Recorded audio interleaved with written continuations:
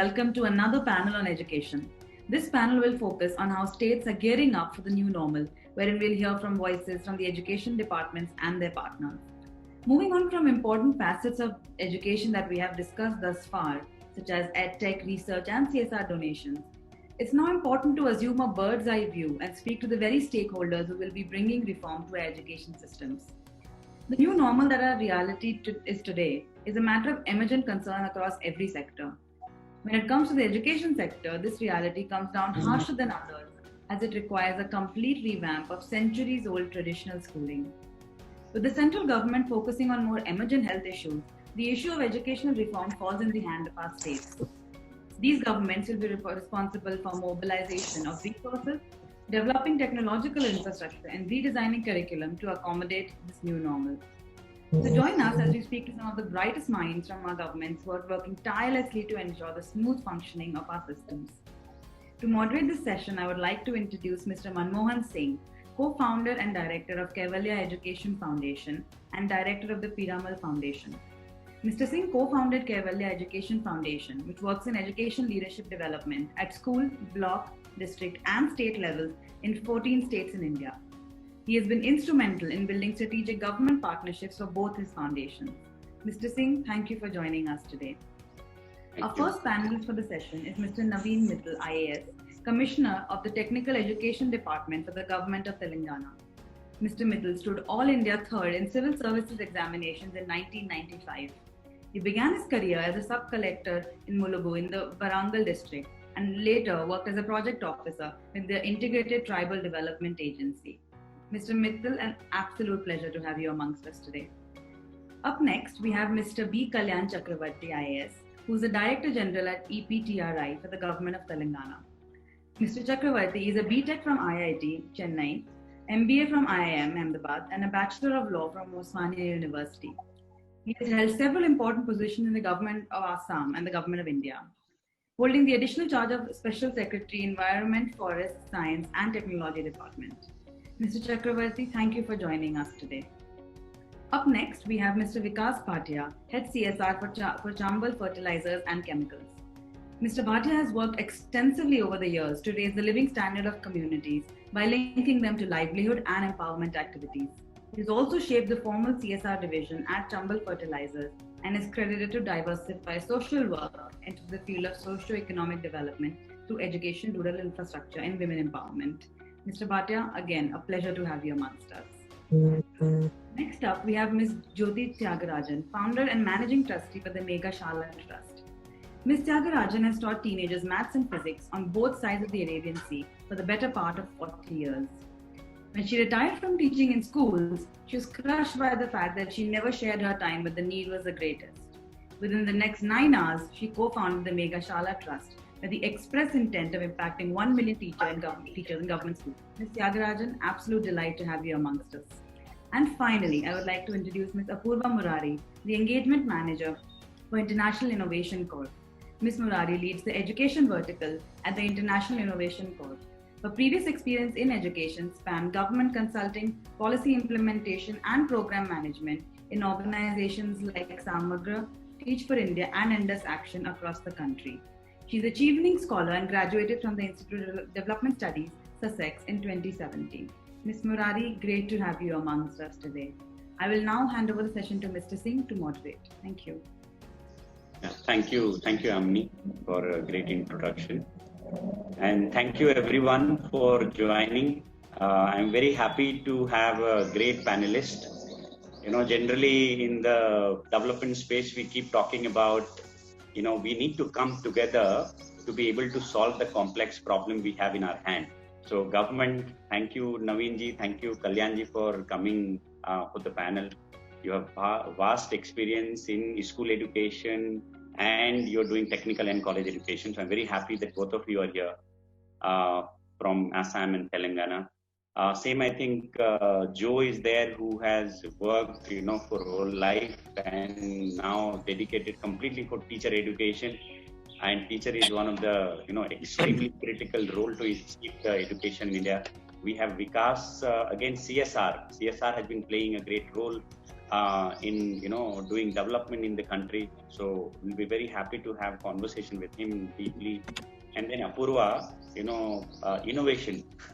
I pick up that innovation in impact. That's what Apurva has been doing. That how do we connect innovation with impact? So I think we have great panel from all these sectors coming together.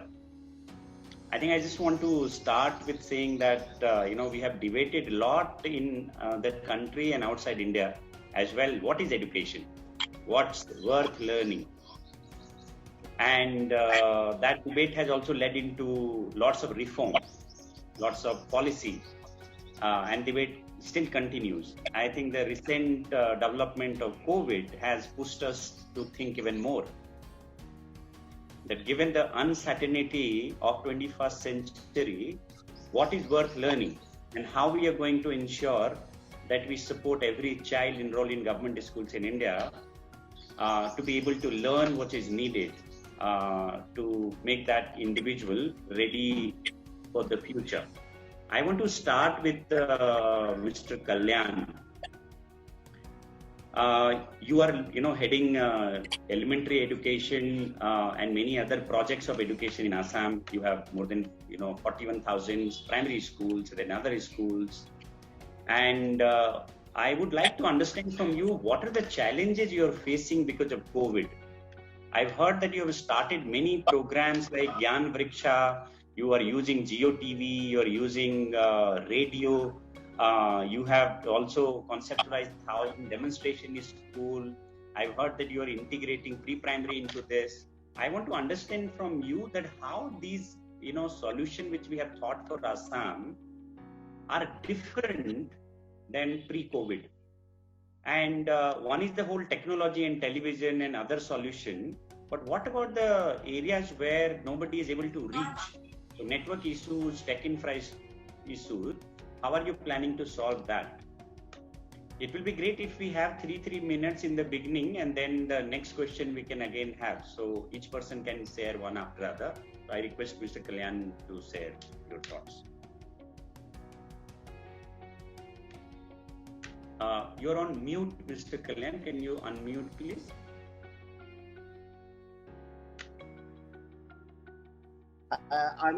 Yes, now we can hear you.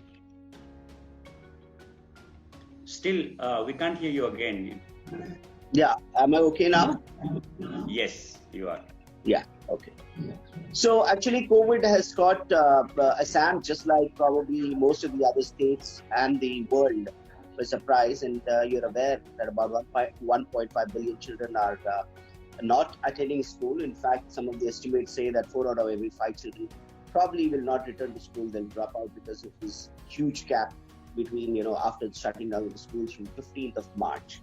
Assam is one of the medium states. We have about 2.26 lakh teachers. We have more than 45 lakh children, and probably a little bit more. And suddenly we find that all the schools have closed down. So we immediately we wanted to really understand as to whether this will be short term, long term. We were not sure initially, and therefore the first thing that we did was, of course, we started off on WhatsApp. That was the easiest thing. Initially, we started collecting the telephone numbers of all the children, and the teachers. Of course, we had the telephone numbers, but connecting the teachers, giving them a digital education, and ensuring that they are in touch with the children was the first step. Thereafter, we realized that almost about 35 to 40% of the population of Assam doesn't have a telephone, and therefore it's difficult to reach all of them, and definitely they don't have a smartphone. And so the next thing immediately was that how do we get onto DTH or onto some sort of a methodology by which we can beam in the education to the children. But DTH, as you're aware, is a very expensive proposition. And so we had to finally open our own educational channel in association with the TVs which are running here. So we now have our own TV channel called Gyan Vriksha, which runs 24/7 for education in the state of Assam, which is beamed in from our very office. There are, of course, but that is also not sufficient, as you're aware that we mapped out the state of Assam as to where the signals are reaching, where the TV is not there. And in those areas, we are to some extent using community radio. We will be also installing community radio, hopefully soon in all the areas where we are not able to reach through the NGOs and reach out to the children. We did some internal surveys as to how much we are reaching out, and there is a great urgency felt in our state to reopen the schools. So we made an SOP as to how the schools have to be reopened, and especially the vulnerable areas like the tea gardens and the char areas of Assam, where we have a lot of poor people living in the char area. So these were some of the things, but we've had a very interesting experience because we had a lot of corporate partners who had come in. Like you said, one of the big corporate partners you had already mentioned in your initial speech, wherein we found there is an effectiveness. Of course, there's a digital divide. Those who are having small phones and who don't have phones. But those who have phones, we found that the association between the teachers and the students, we could improve in a very large measure. We could bring in something called adaptive learning, which you also know by the word artificial intelligence, to really map out as to how the children are doing step by step, chapter by chapter. And we're keeping a count as to how many chapters have been done during lockdown and how they're proceeding, because once the smartphone is there, we really know as to how many chapters they have done, and we have been able to get the best of teachers to actually pan out and explain to the students across the state. So for those who are having smartphones, it's been a quantum leap in understanding and those kind of things. For those who don't have a smartphone, of course, we are thinking that as to how in the villages itself, with social distancing, we can start learning. So these are the initial comments. But of course, one more thing I would like to say is that there's a great degree of convergence that's happening, because this is the lockdown time when the schools needed to be built up infrastructurally in terms of their infrastructure. Let's say sanitization, toilets, the school coloring, and all those kind of things. We've been hit by the flood. We have also been hit by the pandemic, but we've utilized the time to converge with the Panchayat Rural Development to build up all this infrastructure across the things. And we are going in for something called for smart schools, and we are negotiating loan with the EDB, which has come forward to give smart schools. We are also going to have a corporate partnership to have a phone to every child. So a phone to every child is something that we are working towards. And also corporate partnerships where we can have smart schools. We want to start off with 1,000 smart schools in the state of Assam, which will be beamed in, and we can have teachers teaching from here. So these are the initiatives which we have taken. I'm up for it. One last thing I want to say is that we also realize that for children to come back, we need to have an insurance against health issues, because health is a very big concern. Once one gets admitted, there's a huge health cost to it. So we are introducing health insurance for children. So that we have worked out with a couple of insurance companies and banks, so that the COVID insurance is given to all the children. Yeah, so these are some of the things we have done. I will tell you more about it. I think you have covered quite a bit. You are doing a lot on television, radio, smartphones, smart classes. You talked about convergence. You also talked about collaboration, corporate partnership. You also talked about how you're planning to reach out to the unreachable. So thank you very much. I'll come back to again on some preparation of how you're preparing teachers, how are you preparing your middle manager at the cluster, block and district level. I'll come back to you. Thank you. Now I want to go to Mr. Naveen ji. You are heading the college education and technical education. I think given the situation we are in India today, the COVID situation, what are the preparation which you are doing, and what would you advise all other states and any other institutions? How do we need to prepare and utilize this time to ensure that we look at this as an opportunity to completely revamp the way we are thinking, whether it is about curriculum or teacher development or implementation? Would be very happy to hear from you. Thank you, Manmohanji. I think this is a very pertinent question which you've asked, especially this difficult times. But there's a real silver lining to whatever difficulties we have faced in last few months due to this global pandemic. And the silver lining is that there's a huge amount of technology adoption which is now happening in the especially in the higher education sector, which was earlier very slow process. In fact, by some estimates, kind of change which we would have seen in probably next 5 to 10 years, we are seeing in a matter of few months. But as Kalyanji was also mentioning, that the huge issue which is being faced is this huge digital divide, because there are students who have probably at the higher end of the spectrum who have got laptop or a desktop available with them with a good internet connection, and probably the middle tier, they probably have some kind of a smartphone. But then there is also this huge bulk of students who do not have access to smart devices or even a good reliable internet connection. And that's I would say that's a real challenge which is now being faced. How do you handle these students who are at the bottom end of the spectrum? And that's a very large group. In fact, we also did some kind of a work in the online education space when our institutions closed down. Right.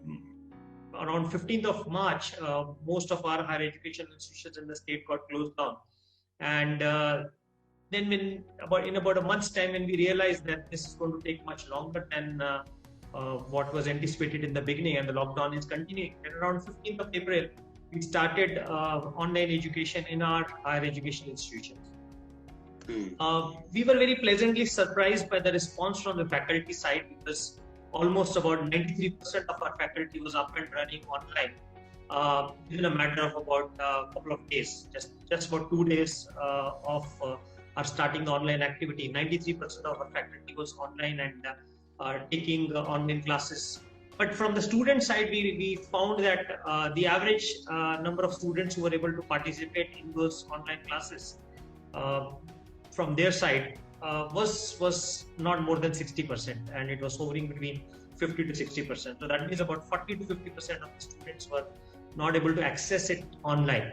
Of course, those recorded lectures and those notes and were also put in public platforms. For example, many of our faculty members uploaded those videos on YouTube, or they were also passed around through various other forums.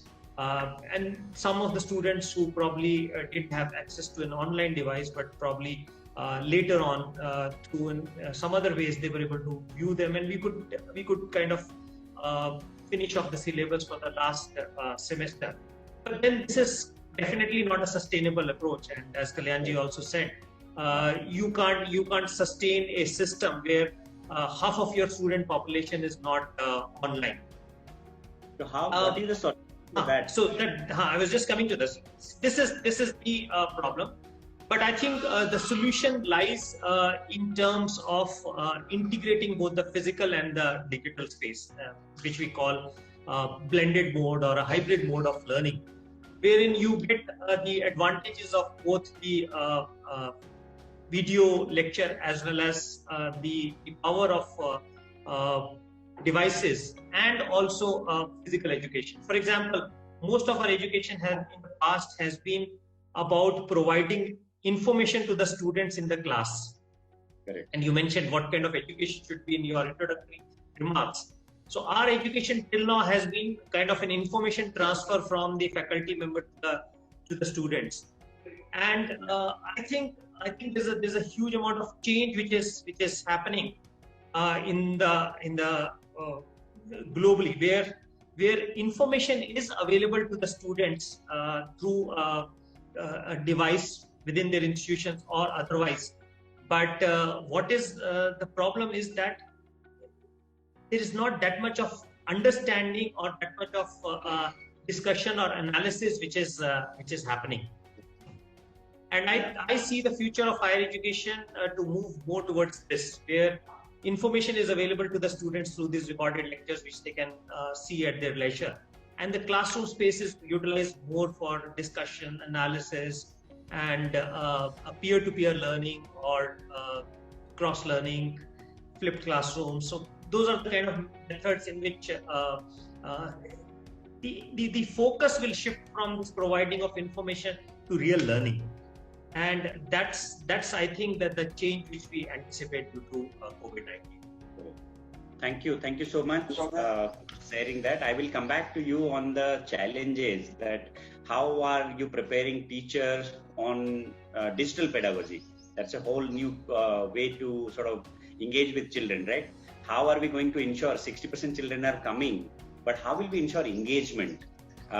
Because that's one of the important things, and there are maybe many other things. I'll come back to you on that. I think now I want to go back to Joe. You have been working with teacher education and you have also used technology for last few years. Do you want to share that some challenges? What are the challenges in teacher development which we can solve through technology, and what are the challenges which cannot be solved by technology? So thank you for putting me on the team. I really I'm learning even from listening to you guys. What seems to have happened is that the teachers of today were the students of yesterday, and the students of yesterday have been taught the way students of today are being taught, which is, as both my learned people who spoke before me said, it is not a learning, it is a study of various sets of facts. So these teachers are really not clued in to teach kids the way they should be taught, to think, to apply, to compare, to contrast, all these things that goes into higher orders of thinking. Now, given that, there is a natural lack of ability to change the style of teaching. Classically, it's been known that teachers teach the way they were taught. And so our teachers today also teach for this. So one thing has not changed. In Meghshala, the one thing that hasn't changed is that we are still trying to change the way teachers teach. And the teachers will teach the way the exam tests their kids. So we have to look at the tail of the dog. The tail of the dog is wagging the dog, not the other way around. So the high stakes test at the end of a year of a school career is the one that dictates how teachers teach today. So that fight hasn't changed. What has changed is that teachers are beginning to look at technology with a much more kinder eye, because suddenly they realize that with technology we can grow, we can multiply, we can do things, we can have them read something at home, come and flip the classroom, have conversations in classrooms. It puts the teacher in a slightly, can I say, a nervous stand, because teachers are not used to kids asking questions, students asking questions. But that will change, and we have seen that change quite actively. But here we are, being able to impact. This morning I was calculating about 4 lakh students in the space of 1 year without breaking a sweat, very, very easily with whatever we have today, right? So 2 things that will need to change is the style of teaching, and COVID makes that happen. It stops the world and it says, what do we have to do differently now? And here is the time to sit and think it out. So we should actually be engaging in very high level conversations on how we are going to take our steps forward. How do we teach for the future and not for the past? And these are questions that are important to ask. And much more important than just asking it is to find the answers and operationalize the answers. When these 2 things happen, our problem is solved. Because the growth of it, the multiplication of this is very easy, as we have seen. It's almost natural. And this is the change that I see in my life with all the teachers that are with us. The COVID, however, did one unkind thing, it stripped away the classroom from the teacher. And most teachers really love being in classrooms. And that is such a sorry thing, because children had begun to love their teachers. This is an odd thing.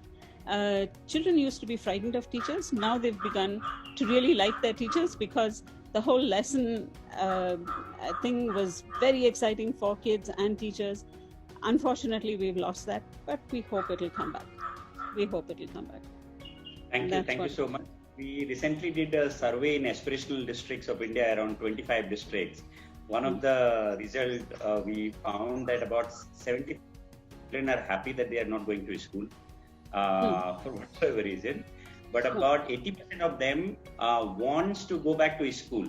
And the reason for that is they want to meet and play with children, other children. That's what they're missing. That's and right. I think as you are saying that, COVID has taken away classroom. That's, fact. But is this the time to look at, learning not restricted to school? Learning can happen anywhere.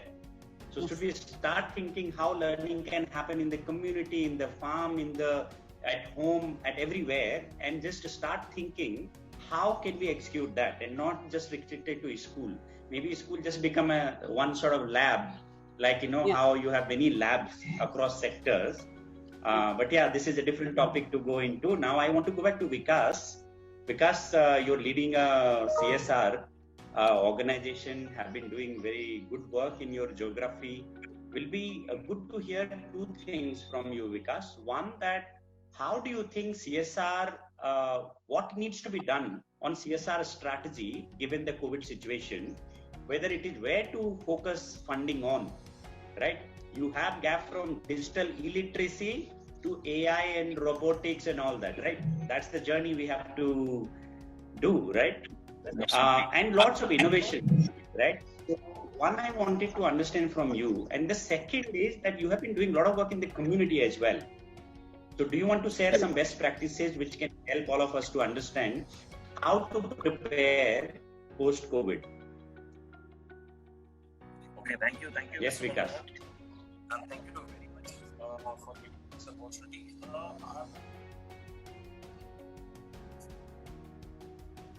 Vikas, you are not audible. Can you come closer to the mic? Yeah. No, still can't hear you. I'm audible? Yes, now you're audible. Yeah, so the concept of education has changed overnight. We never thought that this thing is going to be happen especially amongst the rural community. And if you look at the CSR perspective also from the company corporate perspective, so most of the company were engaging themselves in undertaking infrastructure developmental activities, or maybe putting up teachers for bridging the gap of education amongst the children, because rural community children are very, very different if you compare with the semi-urban or urban communities. So I'm mainly focusing on rural community, especially the disadvantaged group. I hope Mr. Mittal will agree with me that most of the students who are going to government school, they are coming from underprivileged category. And normal people are sending their kids to private schools. So they were in fact properly equipped with the EdTech solutions. But if you look at the rural community, they were not equipped. So now there is an opportunity. This pandemic has given us the opportunity also to look back and how we can integrate, especially this EdTech solution to the government school in rural areas. Especially if I take up our case. So what we have started, we were also not equipped. We never thought that this is going to happen and we are going to impart online classes to students. Now we have started. So some of the students were having a smartphone at their home. One of the family members were having. So now the solution is there. A lot of things Diksha has come up, Pathshala has come up. The things are already there. So now the only thing is the hardware and the connectivity problem. So now this has given opportunity to all the corporates, all the CSR platform, that we can adopt EdTech solution. If you look the kind of corpus which is going into EdTech, especially with regard to education, so it is hardly 10 to 15% or maybe 20%, maximum 20% fund is CSR fund which is going into education. Hardly amongst that education fund, hardly 15-20% fund is being allocated for edtech solution. Now this is an opportunity where now a lot of things are stuck up. Now we can't do infrastructure activity, we can't put up teachers, we can't do many activities. So that fund can be reallocated for edtech solution. This is one thing which is coming to my mind.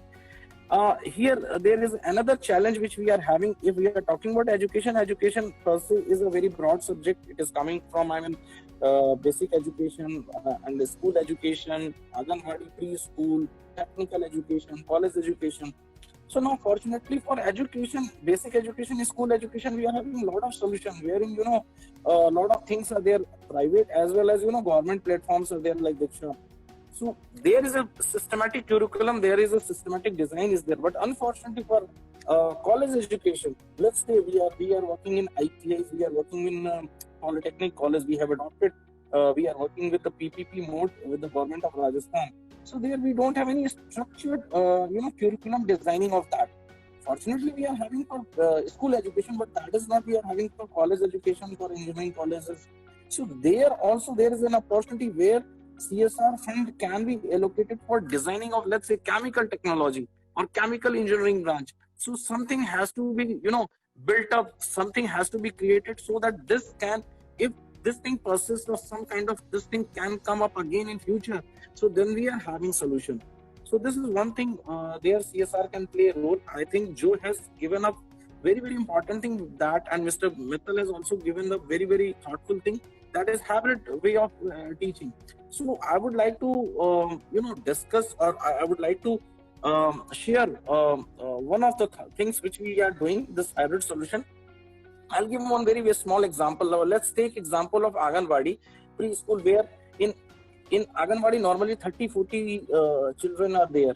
So what we have done, we have along with the edtech solution, we have also started decentralized education system, wherein we are taking those children, or we are going to villages. There we are educating them, we are giving handouts, we are giving books, and we are doing in a very, very safe mode. But this is really helping us, because now they are getting feel of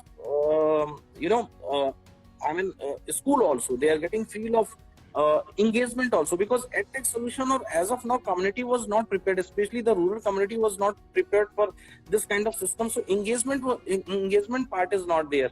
Even the parents are also not that much literate that they can engage their children for going for edtech solutions.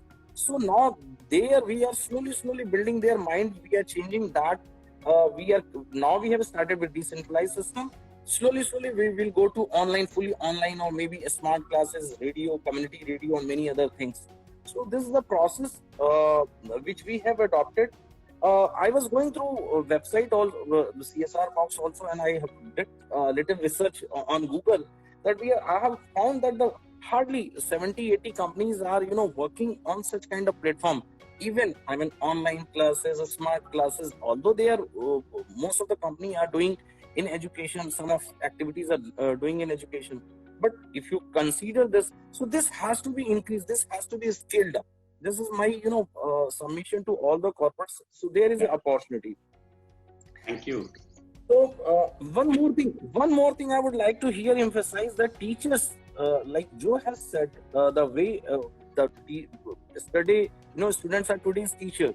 So yesterday students were not very tech friendly. They were not very much they have not gone through this process of online education, so they are not able to do it. So there also online teachers training has to be there, so that they can be more friendly, because pedagogy, the way of teaching in classroom and the way of teaching through online classes is absolutely different, which we have experienced in our area. So there also we need to focus, because if the teachers are not properly prepared for online classes, they would not able to impart education. So there are challenges, there are opportunities, there are processes. I would not say that there is only one solution. We have to customize as per the requirement, need, geography of the community. Thank you, Vikas. Thank you for sharing that. I think now I want to go to Apurva. Thank you for waiting for your turn. I think, again, I want to go back to where I started, that given the COVID, what is worth learning, is very, very important question now. It was always important question. It has become more relevant now. As Joe mentioned that at least now everybody realize that technology is important. I need to learn and struggling because of COVID, right? Similarly, that what is worth learning, I think people want to have conversation. Given you're working on innovation, right? There are a lot of work happening for improvement.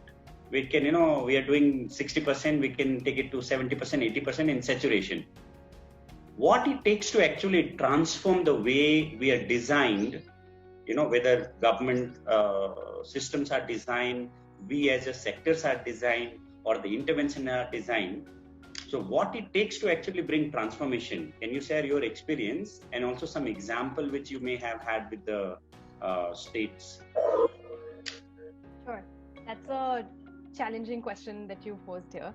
I think there's a few things. Like you said, there's probably the first step is how do you design? And the second step then is how do you implement? And then the third step is probably how do you iterate and improve?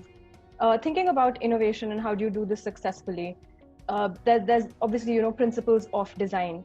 We do think about, having worked with about 4 to 6 different states at this point, the first thing you do is you do think about the stakeholder that you're working for and with. So a lot of the questions, as we heard, came up about, hey, this is what's good for a student, but what does that mean for a teacher? What does that mean for a parent? So the first question then is, who's the stakeholder you're working with and how do you design for that stakeholder? The second question then is, how do you design for scale? Given that we are operating at massive scales with lakhs and lakhs of students, a tendency that was earlier was to say, hey, let's pick a district, let's run a pilot, and if this is successful, we then scale it up. And what that's often led to is the realization that what works in a pilot may not necessarily work at scale. So the question then is, how do you design for scale itself? And an example from that is just like we're talking about EdTech or the use of mobile phones. In a pilot district, we may realize that the use of technology or the use of apps has higher penetration in, say, an urban district. But the minute you move it to a tribal district, you'll realize that the same thing doesn't work at all. So, if you're thinking about content dissemination, what do you need to do? And that solution changes completely. So instead of moving from, let's say, giving an example, let's say of MP, the pilot may have been to say, okay, let's work with an app-based solution and see if this works. But the minute you move to a tribal district, you realize, actually, radio has a much better penetration here. So let's think about radio, or even like an offline distribution channel. So I think those are, one or two things to think about at a design level. The second question then is implementation. And to implement at such large scale, you need a very fast and effective machinery, one that's adapting and evolving itself very quickly. And the only way to do that is to ensure that you have data systems in place. So when, for example, even when Mr. Chakrabarti mentioned that, they were able to capture how much internet penetration was or how much people were able to engage with the WhatsApp, and they quickly realized that, hey, that doesn't work for us, so we need to evolve. The second question then is putting those data systems in place so that at any point you know what your effectiveness or impact is. And then to have an adaptive system that looks at this data to actually inform decisions, as opposed to let it being a repository that's referred to at some point of time. So I think that's the second step when thinking about implementation. The third I was saying is, like I said, was just like iterate and adapt. The way to do that is to keep looking at what your numbers are telling you, is to keep evolving structures. And the other is to be very agile at the ground level, because the context for a state, for a district, for a block is so different. There needs to be some level of agility that's built in at the design and implementation levels that allows for contextualization at that ground, at that school, while keeping your end parameters in mind. Yeah. Thank you, Apurva, for sharing your experience. Now what I want to do is, we have 20 minutes left. I will combine my questions and the audience questions as well, so that we don't have to do another round, because time will not permit that. So now I want to go back to Mr. Kalyan. One question I have is that how are you going to prepare teacher, CRC, BRC, district education officer, diet, all staff, right, middle managers and your teacher force around, digital pedagogy? How will you train them on? And also prepare them for non-tech solutions as well. So that was also other question, that how are you going to ensure attendance on online classes? How will you ensure,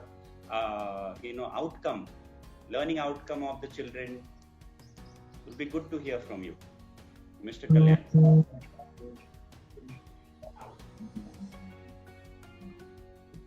Thank you so much.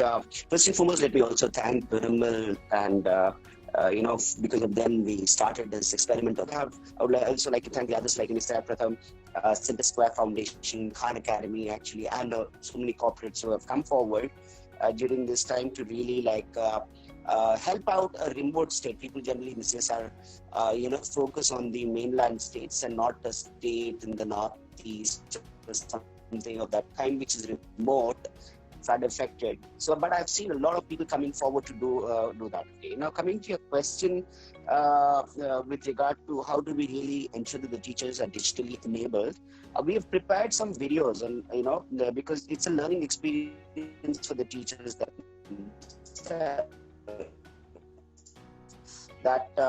we as to how do we. There's so many platforms, right, from Zoom, which we have WebEx, and so many kind of platforms. So how do they go about it? So we started preparing videos and started circulating, prepared videos as to how teachers can learn. We are also holding webinars so that we digitally enable the teachers, because first they have to be enabled. Secondly, not only the teachers, but the parents also need to know. Sometimes the parents don't know what the children are doing, how much time they can give them to. There are certain HRD guidelines, how much time that the students can be on the web. Those have to be followed. And secondly, as you said, it's not how much amount of time that the child is spending, but whether there are outcomes or not. And I think Naveen said one very important thing, which I think has got lost in this discussion, is that it's not really the knowledge per se, but it's how learning to learn that's now important. And we are losing your voice. We are going to do, we are doing things like assignments, project-based work, and learning outcomes as opposed to more knowledge. So the key concept is how do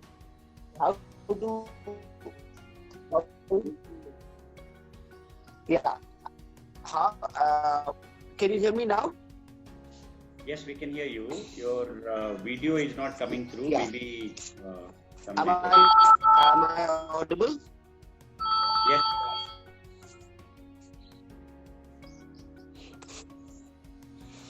Yes, go ahead.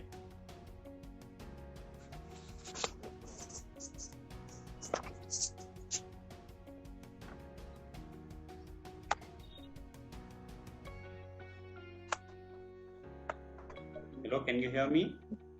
Kalyanji? Okay.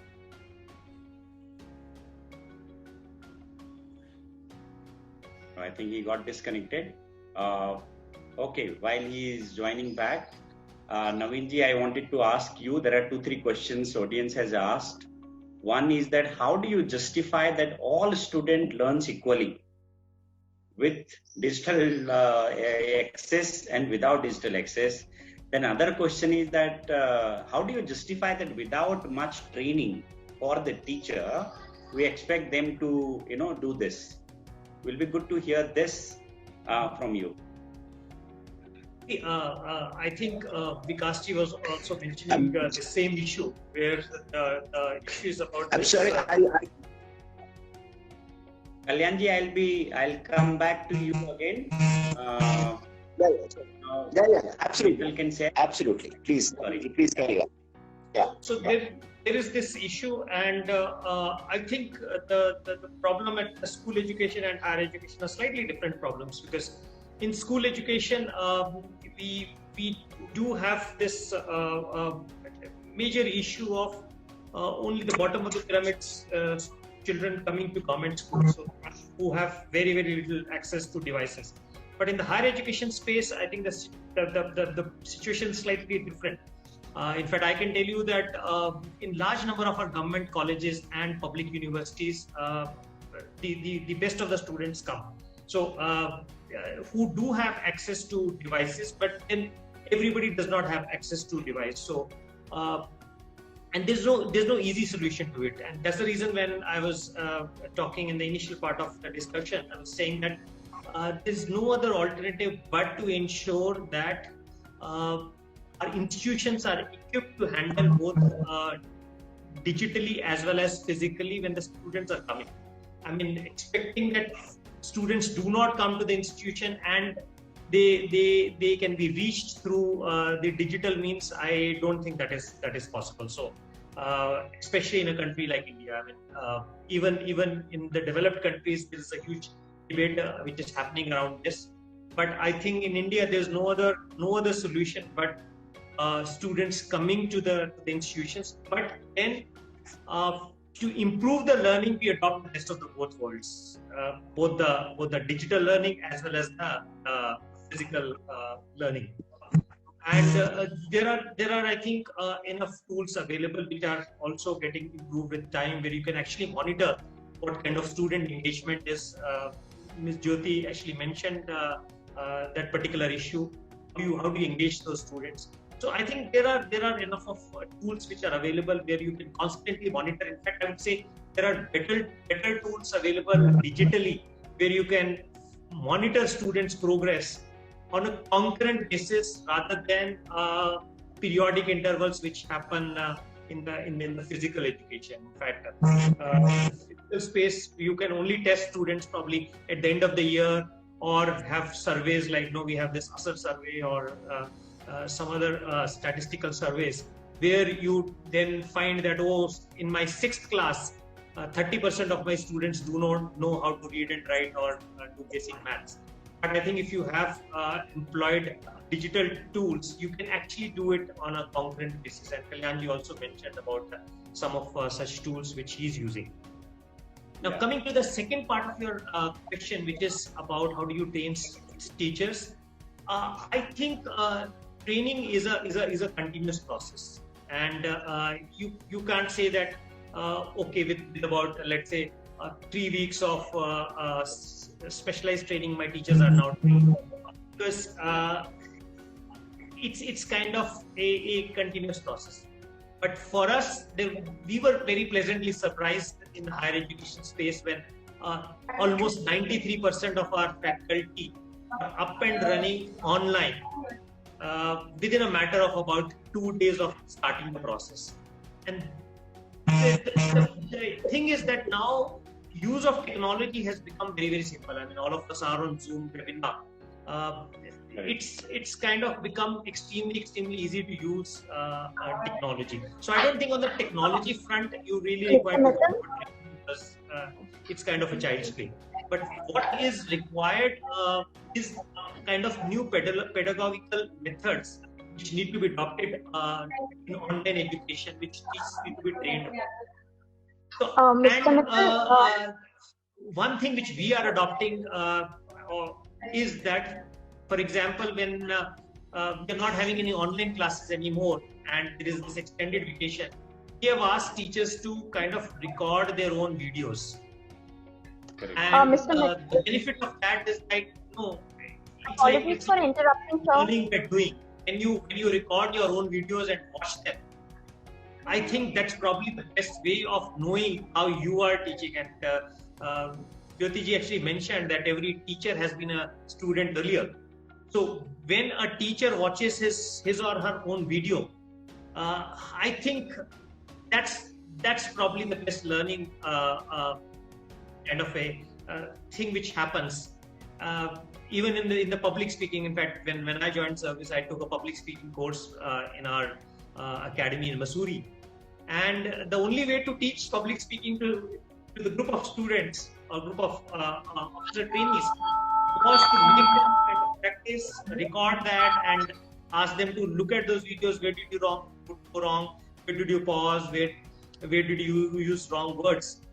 And I think the similar is the case with the teachers. It's not that, let's say, we organize, let's say, 15 days or 3 weeks of a refresher program for the teachers on online education and will be trained.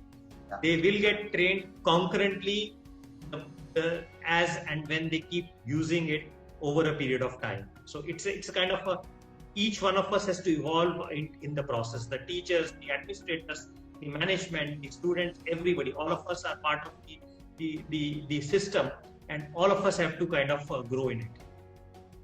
Thank you, Mr. Naveen. Someone wanted to share something from CSR. Yes, sir. I just wanted to say that we have approximately 5 minutes to wrap up the entire session. Sure. Yes, sir. Sure. So, Mr. Kalyan, you have 1 minute. Manoj, if I may just add to the...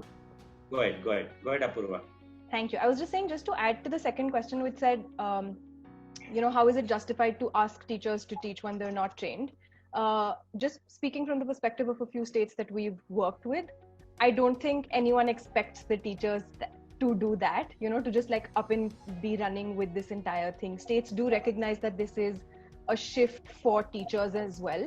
And they're adapting to this change in 2 ways. The first is the content that's being delivered. The content itself has been changed now to include things like ICT training, as well as new pedagogical approaches about how do you even teach remotely. So the content that states now want to train on is also being changed. And I know of states who are developing these modules. The second is the delivery of that training, which for teachers is also now starting to move online, where platforms like Diksha, platforms like Teacher App are starting to train on these contents. So to assume that states believe that teachers will just up and start doing this is untrue. And I just want to share the experience of a few states that are focusing on ensuring that teacher capacity is built to be able to teach online. Correct. Thank you for sharing that. Yeah. We are also working with many states, and each states are beginning to do training. Will be good to hear from Mr. Kalyan in 1 minute that how you are preparing. So basically, I would like to. I have received a lot of messages. Can you hear me? Yeah, I was changing my question. I was saying, what is the one thing which you want to share, which all of us should watch about Assam, which will be sort of revolutionary or transformational? Can you share that one example? So just give me a little bit, because this is a CSR meeting too, in the sense that we have a lot of digital support. Assam is going through a digital revolution, I can tell you. We are introducing hopefully link-based education. We're introducing sustainability like telemedicine, teleschools, and teachers are available. The best teachers are available for the students. But I also want to say that to come to Assam and do CSR activity, we have a high-tech kind of involvement with CSR, but we don't have low-tech in the sense like, reaching out to the poor kids and, as I said, in tea gardens and in other places. Please share my address and my telephone number with those who would like to reach out to me, because all said and done, despite the best of finances, we would still look forward to any other partners who would like to come and work in the stadiums. Thank you, Mr. Kalyan. I wanted to ask Joe that there was one question around how do you ensure inclusion given the current situation? Can technology be useful in ensuring inclusion?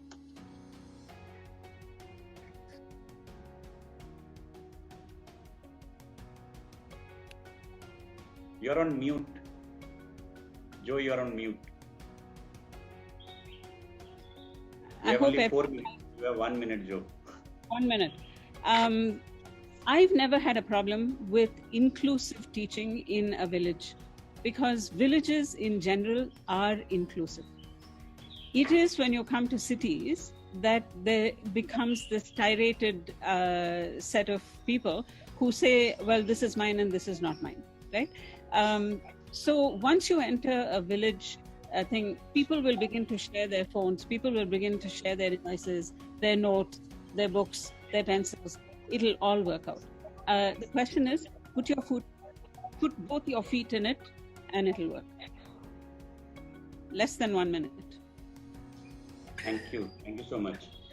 Vikas, there was question from audience that will CSR start spending more in education and within education tech infra?